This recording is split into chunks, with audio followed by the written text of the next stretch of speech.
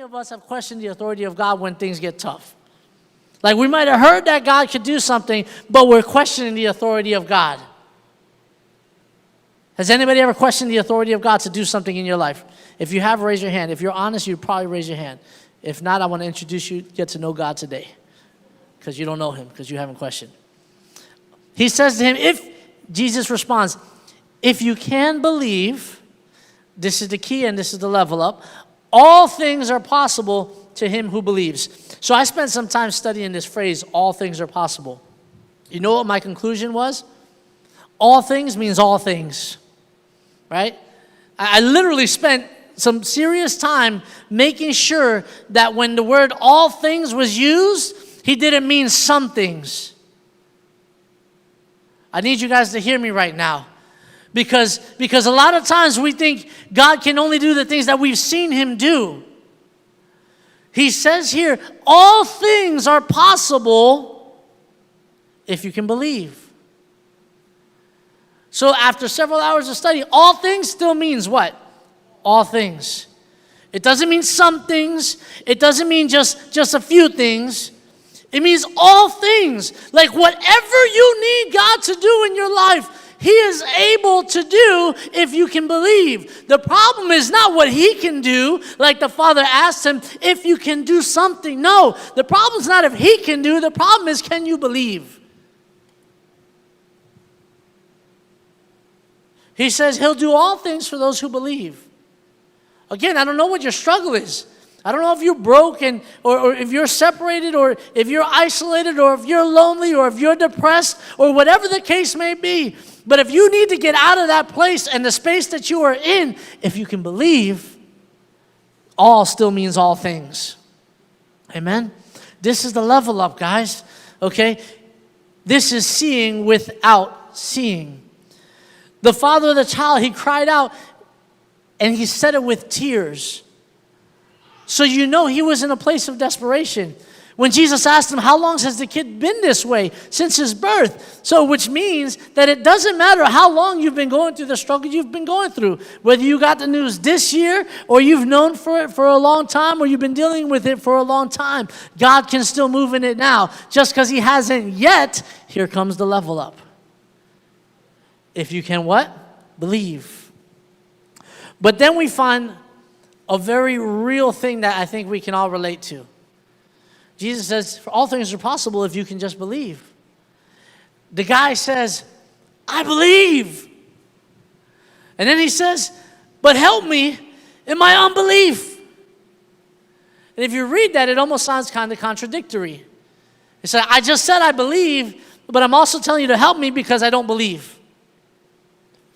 Have you ever found yourself in that struggle where like I believe, and maybe I said I believe because I want to believe, but I'm having a hard time believing because I can't see without seeing because I only see what I have? Are you hearing me?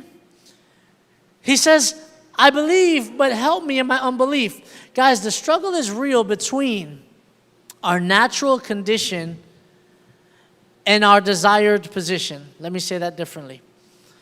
We all want to believe deep down that God can do what he said he can do, all things are possible.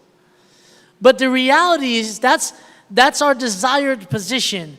We want to be where God says he can do what he can do. We want to see the all things being made reality, right? That's our desired position. The problem is there's this day-to-day struggle with our natural condition. See, we can't deny the fact that, yeah, I know God can take me out of my depression, but when I wake up, I'm still depressed. I know God can provide miraculously, but when I wake up and check the bank account, I'm still broke. Are you hearing me? Like, I know God can heal me, but the doctors are still saying that I'm not healed. There is a real struggle between our natural condition and our desired position. It's okay to be in that place. Let me say that for a second. It's okay to be there. Why?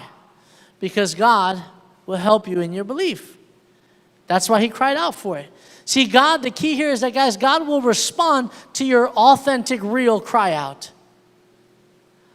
Some of us have stopped crying out because we don't think he can do anything. It's time to ask God for help again. The last whole couple of weeks, we've been talking about the level up and how God can hear your prayers and how to get rid of prayer blockers and all these other things and how to spend time alone, because the key is in the time alone. None of that helps if we're not willing to ask God for help. It's a funny thing. You know, we have our Summer Thrive Living groups, right? And oftentimes in our groups, we ask people, hey, does anybody have anything they need a prayer for? And those of you guys in the groups, you already know, everybody's quiet. See, when we ask that question, we already know you got stuff you need prayer for, but you don't want to put it out there. Either one, you might not want people knowing your business, or two, you might not believe that God can do what you want him to do. Are you hearing me? The next time that somebody asks you, does anybody have anything to pray for? Be bold. Ask for prayer. We already know you need it. Are you hearing me? I already know. Jesus will respond to your sincere cry out in faith. But the key to the level up is the belief. It's the belief. That's the difference from going from where you're at right now to where you want to be. It literally is the key to unlock that level up. Okay, but here's the thing. I told you already, it's seeing without seeing. If we're going to level up in our lives, we've got to learn to see things the way God sees things. In Scripture, God says that he calls things that are not as if they were. Meaning, what is non-existent, he says, oh, it's there. When he says, oh, no, I know you think you're sick, but your healing is still there.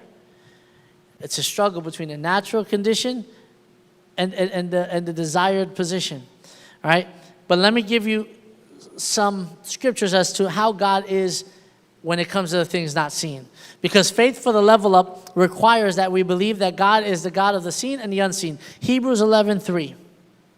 Hebrews 11:3. Pay attention, guys, and I pray that your spirit receives this. That not just your intellect receives this, but your spirit gets this truth. Hebrews 11:3. By faith we understand, by seeing what we don't see, we understand that the universe was formed at God's command, so that what is seen was not made out of what was visible. Everything that we see, as God made and entered into creation mode, was made out of what was not visible. You with me so far?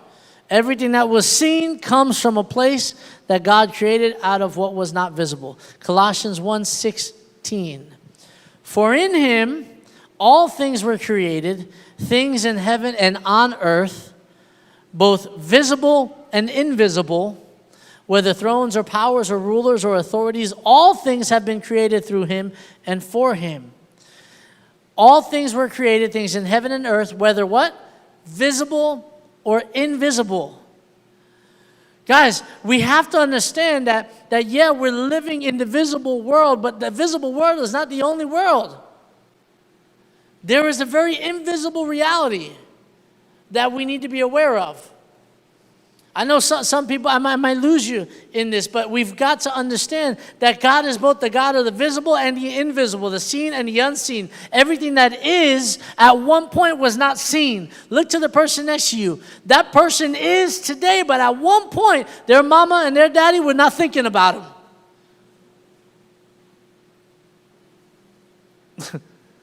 Some of y'all, when mommy and daddy found out, they were in denial. Because what is seen comes from what was not seen. 1 Corinthians 2:9. However, as it is written, what no eye has seen, what no ear has heard, and what no human mind has conceived are the things that God has prepared for those who love him.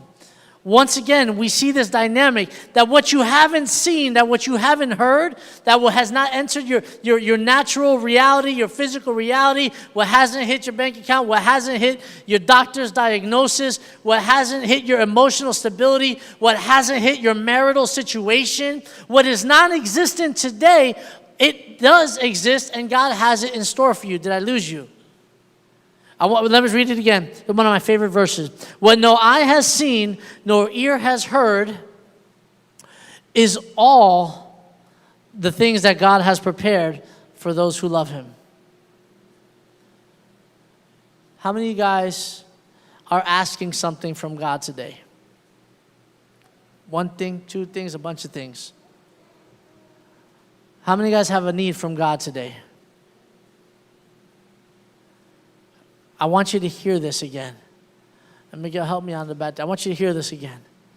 No eye has seen, nor ear has heard, and no human mind has conceived all the things that God has prepared, or these are the things that God has prepared for those who love him.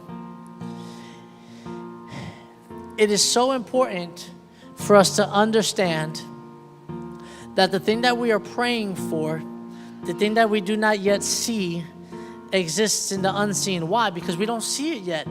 It's in the unseen. It's in that invisible place. It's where you can't see it. But see, God is the God who created things from the visible and the invisible. So when we cry out to God, God's going to the invisible place and bringing it to the visible reality. Did I lose you? Did I lose anybody? Like, you've got to understand this truth. It's much more practical than we think. God's, what you haven't seen, what you haven't even heard, what you can't even conceive, God's already got a plan for you. He's got it stored up in the invisible place, bringing it to the visible place. But what was the key to the level up? What was the key to unlocking it? The ability to see without seeing, the ability to believe. What do you need God to do in your life right now? In what area do you need him to move? I would suggest it's not that God can't do it. It's that maybe we're not seeing without seeing. Because the second our natural condition shows its ugly face again, we're still here. God's not on your timeline. He's not on your timeline. God's moving in the way he needs to move for you to get to know him, for you to grow in him. He'll do what he needs to do when the time's right.